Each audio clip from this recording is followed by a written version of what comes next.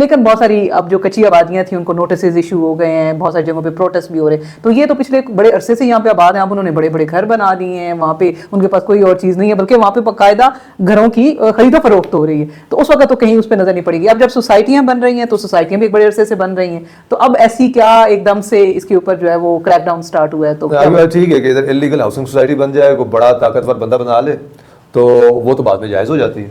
अब वो देखें ना, वो बिल्डिंग जो बनी हुई है कॉन्स्टिट्यूशन एवेन्यू पे है, वो होटल बनना था तो वो इलीगल बना दिया, उसको अपार्टमेंट्स दे दिए, और उसमें जजों के भी कर रहे हैं और इमरान खान साहब को भी कर रहे हैं और ब्यूरोक्रेट्स के भी कर रहे हैं, तो वो तो जायज़ हो गई, उसको लीगल कर दिया, उसको लीगल डिक्लेयर कर दिया।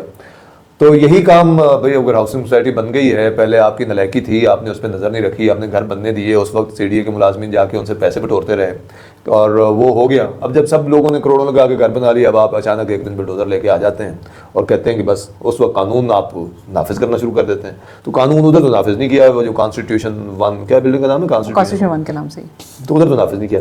तो ये जो दो अमली है उसकी वजह से भी गुस्सा भी पैदा होता है और नाराज़गी भी बनती है और लोगों की शिकायत बजा होती है। अगरचे दूसरी तरफ ये देखें तो ये जो हाउसिंग सोसाइटी का इस्लामाबाद के सबर्ब्स वगैरह में है ना, ये जो कच्ची आबादियाँ बनी हुई हैं, उनमें 2-3 तरह के मसाइल हैं। कई तो वो हैं कि जिनको मुआवजा मिल गया था और वो फिर भी उधर से बैठे रहे। अब नालायकी तो सीडीए की है कि आपने अगर मुआवजा दे दिया था तो फिर लोगों को आप हटा देते, उसी वक्त हटा देते।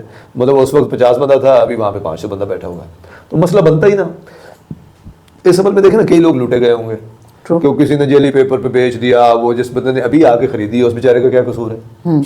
अच्छा, तो एक तो ये बात है। लेकिन दूसरी तरफ ये है कि कुछ लोगों ने मुआवजा दे के वो बैठे रहे, चले, वो दूसरी दफ़ा फिर मुआवजा मांगते हैं, तीसरी दफ़ा वो मुआवजा मांगते हैं, ऐसे लोग भी उनमें हैं। तो इन आबादियों में वो लोग भी हैं जो बहुत शातिर चलाक हैं और उन्होंने पैसे बटोरे हैं, और वो लोग भी हैं जो आबाद में आए हैं, उन्होंने पैसे दे के ख़रीदा है और वो बेचारे अब एक्सप्लॉइट हो रहे हैं।